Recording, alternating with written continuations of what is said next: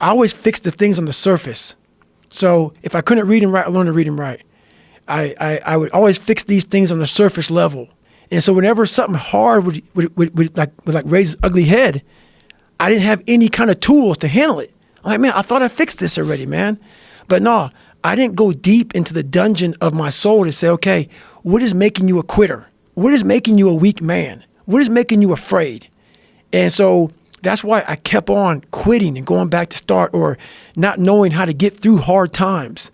And that's why I always tell people, I'm not a theorist. I didn't study a fucking book. I literally put myself in a fire repeatedly like a sword. You put a sword in a fire repeatedly and repeatedly. If you keep on doing that, you're going to get a nice sword. And then you keep on beating it. You got to beat the shit out of it. And that's what I am.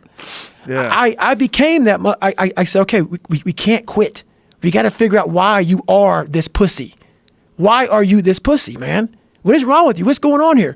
So I kept on putting the sword back in the daggone fire, and I just beat it harder. And I beat it harder. Before I knew it, I started realizing, all right, man, the brain is starting to get hard. I'm no longer a theorist. I'm now a practitioner. I put it in hell. I dissected it while it's in hell, because you can't dissect anything in a normal environment. You can't dissect anything in 72-degree weather. You must put it in the fucking freezer and freeze the fuck out of it. And then you dissect it. Dissect it when it's miserable. Dissect the brain when all it's thinking about is, I need to get out of here, man. I want to get out of the fucking freezer. Open the door.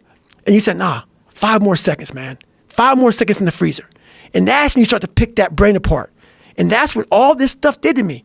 I kept on putting myself back into the freezer or the fire and beating the shit out of myself, mentally and physically. Before I knew it, this is what happened.